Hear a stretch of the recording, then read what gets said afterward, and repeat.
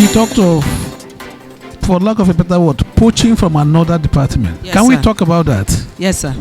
How would you feel you are raising a deputy and suddenly the deputy ports to another department? Alufa is what for talent. Is what it is called now. But do you feel anything when somebody, when you poach somebody from somewhere? Do you feel anything? But you feel bad when they poach from you, Abi?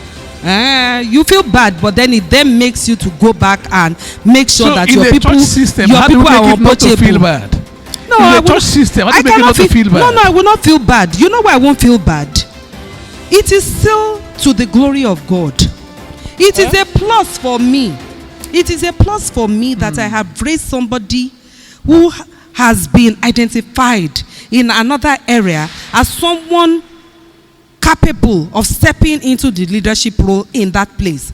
And if that person decides that they want to go, it means there is something that they are not quite enjoying in my own department, and that they can actually express themselves better in that other department. Why not if not? It's all to the glory of God. When you might be that open-minded, yes. Some other person might see it as a vote of no confidence on he or her ability by the person who is leaving. That I like some, I don't know. Throughout my time of work, I always tell people that I don't work to take over my boss's position. No. And so I tell people, you can work in NEPA and you earn your salary in NITEL. Because as you're working in NEPA, other people are watching you. And so if the people you're working with don't appreciate you enough, these other people who are watching you will poach. It's not a personal thing now, your boss, no. But the system, there's no space. They are not going to force her to retire or to resign so that you come in. So you prepare yourself for not just this company, but for people outside who are also watching. So you're not just waiting for her to throw in the towel or to retire, but that people, you prepare yourself, that people outside will observe you and tell you come. So that's the thing in the workplace. My own experience was a little different. As the head of doing loan recovery over the years, rescuing a bank, we did the merger, and we now create regions because of the size. And next thing, I have my team in credit admin, risk management, and loan recovery. And next thing, they will come and take it to another region. It was later I realized that these people have been watching me over the years. That this guy knows how to train people. And next thing is what? You are picking the all over the people. Then what happened at the end of the day, sir? I discovered all the people heading these units all over the bank were my people. Even in the banking industry today, who is who in special asset, in insolvency, they are my friends, SANs and co. So if you are good at what you do, you may end up having your people in that business everywhere. Workplace, dog eat dog, no wahala. No. It's Church place. Let me see. Dog eat dog. Let me see. Mama Oyewole, head of training school. Yes. Head of Sunday school. She now gets up when she wants to leave. Obina, come and succeed me here. The other Sunday school teachers, how would they react? How would they react? We want to be 5-star, Abi. I agree, yes. We want to be 5-star. Yes. In your arguments, for me, I will say she has not done a good job there. Reason, for the period you are there, you're supposed to train the people under you so that tomorrow, when you're not there, your vacuum is not felt. They are stubborn people. We need somebody better. I will speak to what Sister Moya said. In performing excellently and you are moving somebody from here to another place, I will tell you, I worked in the civil service. When you are performing excellently, you are likely to be moved to go and head a unit as an accountant, as an admin officer. It is your capability that was discovered, not that is in that same department. Go and manage that place. I guess that's where the envy comes, when you are being moved to perform in a place that is not accounting, in a place that is not HR, because for us, you don't die in HR. You must go and perform to make sure that that unit, that industry is happening, even in the church. Thank you, ma. If you're in a department and they bring somebody else from outside to come and head you people there, that means those people there have not become specialists or very competent in what they do. Because if the department has become so specialized and so advanced, then the thing you described earlier, that is defined, will come in. Because if somebody who is not involved in what they are doing now go into that place, he will be doubting his competence. Because one, sir, and it happened to me. You know, I've from credit, loan recovery, risk management, I don't go this way. Then they now brought me back to marketing, sir. They brought me back to marketing. In short, I was an area manager, not even branch manager. I was an area manager that I even had to manage a branch. So where I'm sitting, I'm managing that branch. And I have about 6 other branches under me in Victoria Island. And I look, I say, am I just going to sit here because of my rank? Am I going to lead there because it's my rank? I had to say, okay, what do I do? I had to bring concepts from what I've been doing over the years and apply it to that sector to suit. So which now goes back to what Mamo, you already said, that what? Your understanding of issues, your experience now comes in, of being able to adapt to environment. Because it's issue of what? Not issue of rank. It's issue of body of knowledge. How do you now adapt it to another environment? Some people can't. Because they have the knowledge, but how do you now adapt it to another environment? We're talking about 5-star here. And for me, I don't see anything wrong. If somebody has certain leadership quality with some competence in management, and we move that person from one department to another. Our sister has spoken about humility. If that person goes there in humility, and the person goes there to say, okay, I'm not an expert here. This is what you do. You will continue to do. I've not come to shake the status quo. What I've come is to serve you. So just tell me what the problems, tell me your problems, and I would take them to the vicar. While you are doing what you are doing, let me be solving your problems. There are approaches to these things. In secular organizations, you take people, you send them, you give them stretch assignments. When you see that this person has become very good, and is just coasting, enjoying himself in his comfort zone in that place, you kick him somewhere where for the next 1 year he's struggling to find his feet again, and then he has built that capacity, and you can take him to somewhere higher. So I think as leaders, one of the qualities of leadership is followership. Leaders should be objective enough to follow whosoever God has put in a leadership position, wherever that person is coming from, whatever competence that person has. If we are in the house of God and our goal is one, to make heaven, to evangelize, to carry out the Great Commission, then I don't see any problem with that. If we cooperate with one another, we are not judgmental.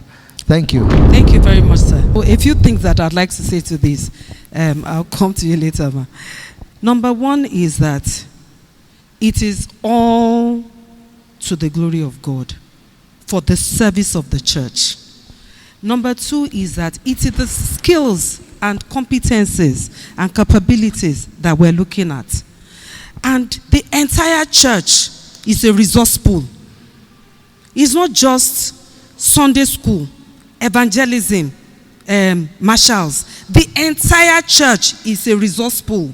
You can wake up one day and decide that, you know what, I have a problem in a particular area. There's a particular skill, because you have identified it. Maybe it is a particular leadership skill that is required, or a particular kind of competence that is required in that particular place, and you look at your entire leadership resource pool and pick people and say, okay, you used to be here, that place has stabilized, move over to here. You go to that place.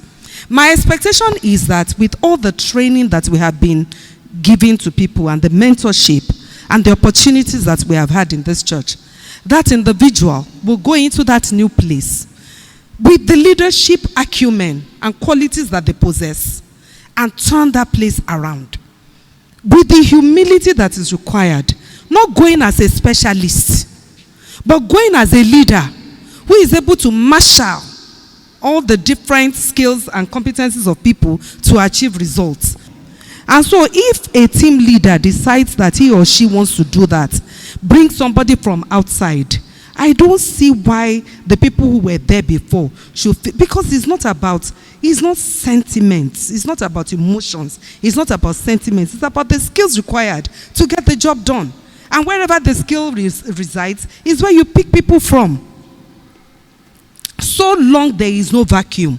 So when that person is moved out of that place, another person has to be found to replace them where they are being moved from. A very good example is in 1 Samuel chapter 16. God asking Samuel to go and anoint king. And then at that particular point in time, we remember that David was not even around. And then he kept on bringing others. And God said, no. And I have a commentary here. What are the lessons of anointing of David here? And we're told that, number one, as a result of God calling on David, God reveals 7 lessons of being a leader from him. This includes trust, faith, integrity, spirit-led, submission, service, and worship. Anytime maybe our team leader or the head of the church in the name of Venerable is asking anybody to move from whatever department to go and do a service, number one, we need to realize that God is speaking through him. Yeah. Not only him, even the leader.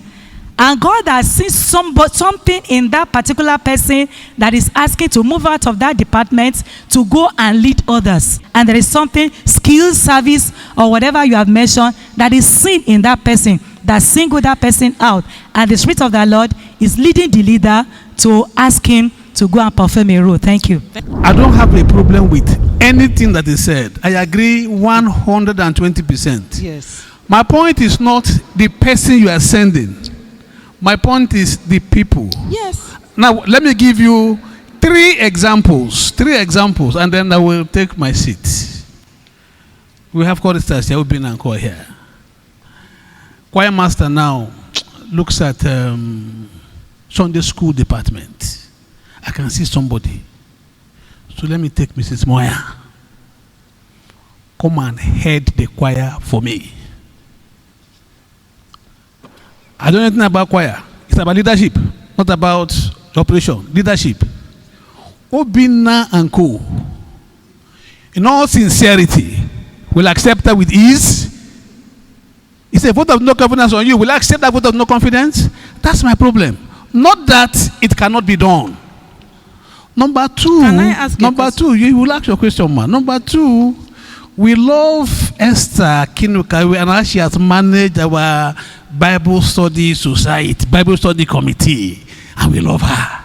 Suddenly she says she might be leaving and she's going to bring Ngozi Egbuniwe tin. No, I will not bring Ngozi Egbuniwe. On what basis will I bring? I will not. You see, that's what I was going to say, sir. You are making it sound, sir. You are making it sound as though, sir, you are making it sound as though you just take somebody without a reason. No, the reason is that you see in him leadership. You see in him competence. You see in him direction. You see in him focus and strategy. And so you think he's a good person. It's easier if, let me look at another example. It's easy for the greeters. They are all very young people.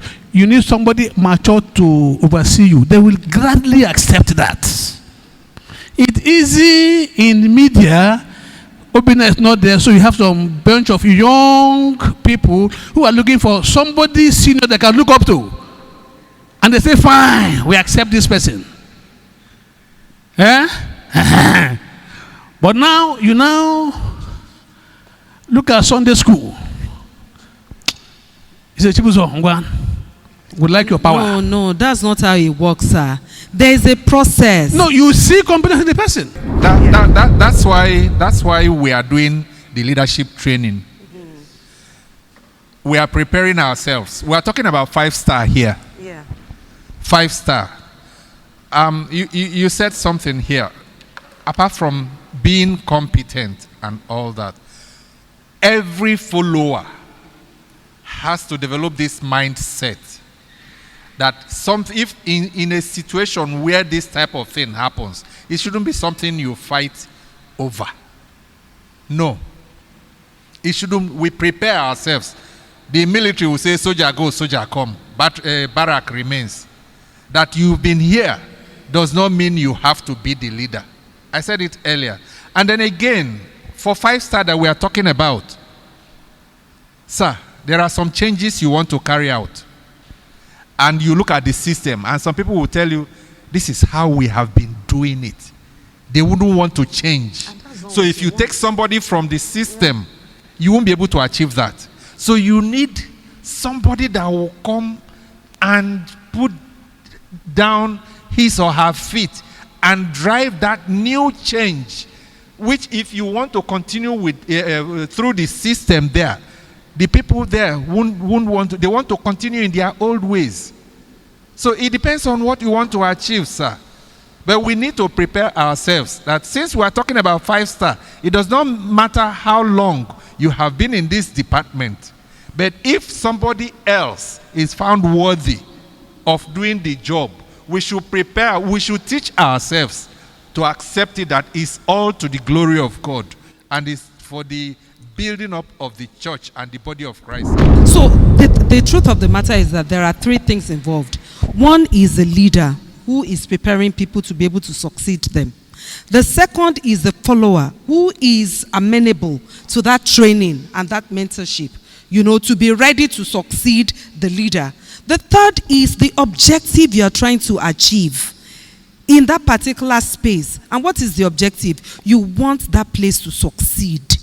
Is it that the place is already doing well, you want it to continue to do well, and be better, or the place is struggling and you want to infuse a new energy into the place so that, it can do better. And the only way you can do that is not about sentiments. Why is Brochibuzo being brought? Brochibuzo has to have the technical skills required. In other words, if he's coming into the Bible study committee, he should be born again. He should understand the word of God. He should know scriptures. He should have the basic, skills of teaching. He should have the behavioral qualities required. It means that in terms of behavioral, his character is unquestionable. He's a true child of God. And he does, a bishop must have one wife. He's not given to wine and all of those different things. He should have the leadership skills required to be able to do the work. He should have the social skills required to be able to interact effectively with people. He should have the emotional intelligence to know how to deal with people, hold them accountable, but at the same time, not make them, feel bad or trample upon them. Does he have all those skills? You have to assess everybody you are moving from one area to another against those skills. If they do not have those skills, then you don't bring them in.